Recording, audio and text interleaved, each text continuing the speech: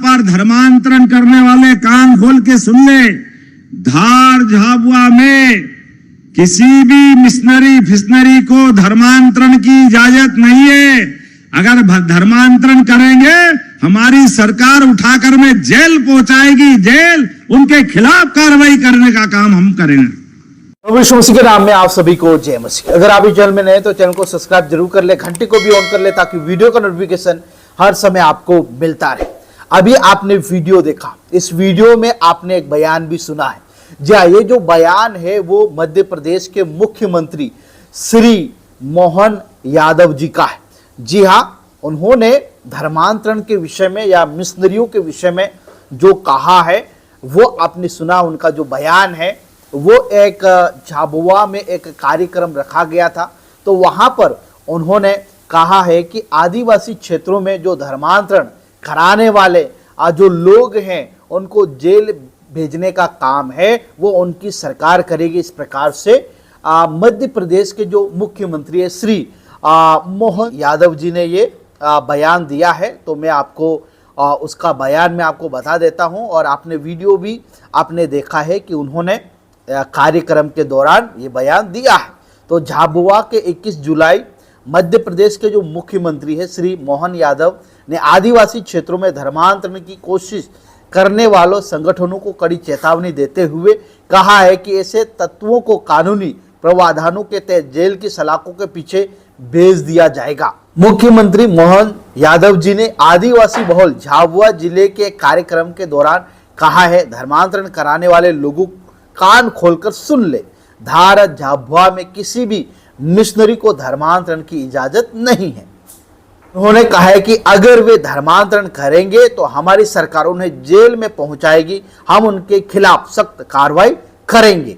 अधिकारियों ने बताया है कि जोर जबरदस्ती, छल कपट और लालच में धर्मांतरण पर रोक लगाने के लिए बनाए गए मध्य प्रदेश धार्मिक स्वतंत्रता अधिनियम 2021 में दोषी को यानी कि इस प्रकार से गतिविधियां करते हुए पकड़ाए गए तो 10 साल की सजा और 1 लाख रुपए तक का जुर्माने का प्रावधान है। ये जो कानून है वो लाया गया है।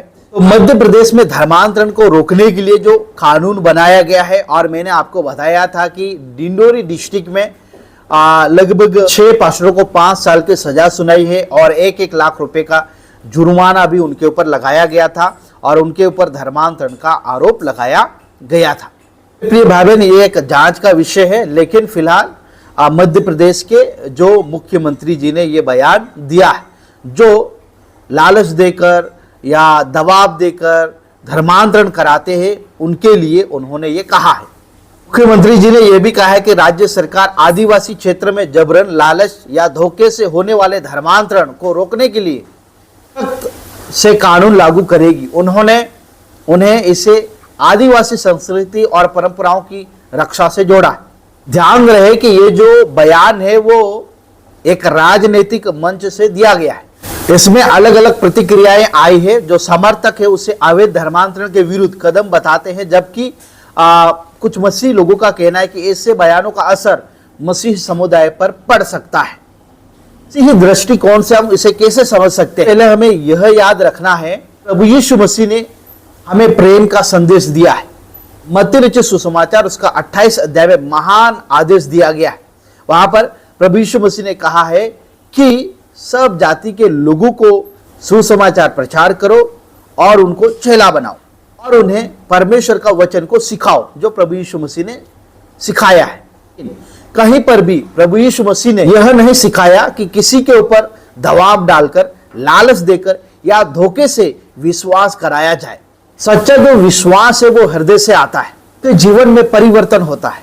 लेकिन यदि कोई व्यक्ति लाभ के लिए अपना धर्म को परिवर्तन करता है तो वो वास्तविक में आत्मिक परिवर्तन नहीं है। बाइबल हमें सिखाती है कि उद्धार है वो विश्वास के द्वारा मिलता है, किसी लालच या मजबूरी में नहीं मिलता। भारत का जो संविधान है वो प्रत्येक नागरिक को अपने धर्म का पालन करने का प्रचार करने और अपनी इच्छा से धर्म अपनाने या बदलने की स्वतंत्रता देता है। लेकिन यदि कोई व्यक्ति बल, धोखे या अवैध साधनों का उपयोग करता है तो उसके ऊपर कानून लागू होता है। इसलिए मेरे प्रिय भाई बहन, हमें दो बातें हमें समझना है। सबसे पहला, हम सुसमाचार का प्रचार प्रेम, सत्य और सेवा के साथ करें। दूसरा, हम देश के कानूनों का सम्मान करें। यदि किसी निर्दोष मास्टर और विश्वासियों के साथ, उनके विश्वास के कारण उनके साथ अन्याय हो रहा है, तो हमें उनके लिए प्रार्थना करना चाहिए और कानूनी तरीके से न्याय की मांग करनी चाहिए, क्योंकि कई जगहों पर झूठे झूठे आरोप मसीह लोगों के ऊपर लगाए जाते हैं। जो सबसे बड़ा जो हथियार है वो नफरत नहीं, लेकिन परमेश्वर का वचन है, पवित्र जीवन है और सच्ची गवाही है। मत्ती जो सुसमाचार उसका 5 अध्याय 10 वचन में लिखा है, धन्य वे जो धार्मिकता के कारण सताए जाते हैं, क्योंकि स्वर्ग का राज्य उन्हीं का है। अलग अलग क्षेत्रों में देख सकते हैं जहां पर मसीह लोगों के ऊपर झूठे झूठे आरोप लगाए जाते हैं।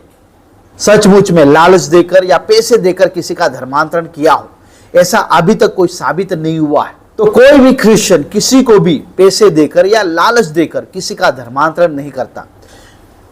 लोग अपनी स्वेच्छा से प्रभु यीशु मसीह के ऊपर विश्वास करते हैं।